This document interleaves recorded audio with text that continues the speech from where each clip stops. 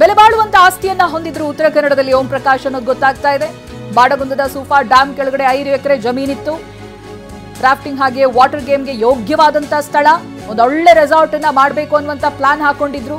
ಎಲ್ಲವೂ ಕೂಡ ಅನುಕೂಲವಾಗಿತ್ತು ಆ ಜಾಗದಲ್ಲಿ. ಜೋಯ್ಡಾ ಗಣೇಶ ಗುಡಿ ಬಳಿ ಬೆಲೆ ಬಾಳುವಂತ ಆಸ್ತಿ ಕೂಡ ಇದೆ. ಸೂಫಾ ಡ್ಯಾಂ ಕೆಳಗಿನ ಜಮೀನು ಅತಿ ಹೆಚ್ಚು ಬೆಲೆ ಬಾಳುತ್ತೆ. ವಾಟರ್ ಗೇಮ್ ಹಾಗೆ ರೆಸಾರ್ಟ್ಗೆ ಬಹಳ ಸುಂದರವಾದಂತ ಜಾಗ ಇದು. ಪ್ರವಾಸೋದ್ಯಮದ ಪ್ಲಾನ್ ಮಾಡಿ ಜಮೀನನ್ನ ಖರೀದಿಸಿದ್ರು. ಭವಿಷ್ಯದಲ್ಲಿ ಪ್ರವಾಸೋದ್ಯಮದ ಪ್ಲಾನ್ ಅನ್ನ ಮಾಡಿಕೊಂಡಿದ್ರು ಓಂ ಪ್ರಕಾಶ್. ಮೊದಲು ಆಸ್ತಿಯನ್ನ ಓಂ ಪ್ರಕಾಶ್ ತಂಗಿ ನೋಡ್ಕೊಳ್ತಾ ಇದ್ರು. ನಾಗೋಡ ಮತ್ತೆ ಬಾಡಗುಂದ ಜಮೀನನ್ನ ಅವರು ತಂಗಿ ನೋಡ್ಕೊಳ್ತಾ ಇದ್ರು. ಕಳೆದ ಕೆಲ ವರ್ಷಗಳಿಂದ ಸೈಟ್ ಕಡೆಗೆ ಅವರು ತಲೆ ಹಾಕಿಲ್ಲ. ಬಟ್ ಇಲ್ಲಿ ಅವರು ಆಸ್ತಿಯನ್ನ ಖರೀದಿ ಮಾಡೋದಕ್ಕೆ ಕಾರಣ ಅಂತ ಹೇಳಿದ್ರೆ ಕಾಳಿ ನದಿಯ ತಟ ಆಗುತ್ತೆ, ಒಳ್ಳೆ ಪ್ರವಾಸಿ ತಾಣ, ರೆಸಾರ್ಟ್ ಮಾಡ್ಕೋಬಹುದು. ನನ್ನ ಬಿಸ್ನೆಸ್ಗೆ GST ನೋಟಿಸ್ ಬಂದಿದೆ, ಏನ್ ಮಾಡ್ಬೇಕು ಅಂತ ಗೊತ್ತಾಗ್ತಿಲ್ಲ. ಇಮಿಡಿಯೇಟ್ಲಿ ಒಬ್ಬ GST ಎಕ್ಸ್ಪರ್ಟ್ ಹತ್ರ ಮಾತಾಡು. ಎಲ್ಲಿ ಹುಡುಕೋದು?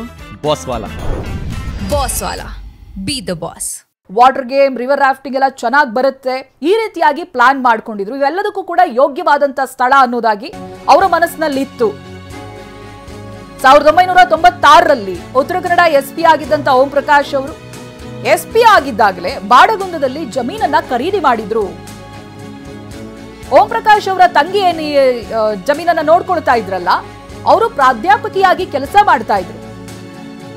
ಹಿಂದಿ ಲೆಕ್ಚರರ್ ಸರಿತಾ ಗುಪ್ತಾ ಅಂತ ಜೋಯ್ಡಾ ಖಾಸಗಿ ಶಿಕ್ಷಣ ಸಂಸ್ಥೆಯಲ್ಲಿ ಕೆಲಸ ಮಾಡ್ತಾ ಇದ್ರು ಇವರು. ಓಂ ಪ್ರಕಾಶ್ಗೆ ಜೋಯ್ಡಾ ಜೊತೆ ಅವಿನಾಭಾವ ಸಂಬಂಧ ಇತ್ತು. ಅಣ್ಣ ತಂಗಿಯ ಬಂದ.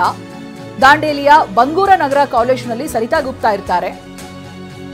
ಆಮೇಲೆ ಅವ್ರಿಗೂ ಕೂಡ ಆರೋಗ್ಯದಲ್ಲಿ ಸಮಸ್ಯೆ ಇತ್ತು ಅನ್ನೋದು ಗೊತ್ತಾಗ್ತಾ ಇದೆ. ದಾಂಡೇಲಿಯಲ್ಲಿ ಇದ್ದಾಗ ಸ್ತನ ಕ್ಯಾನ್ಸರ್ನಿಂದ ಸರಿತಾ ಬಳಲ್ತಾ ಇದ್ರು ಅಂತ.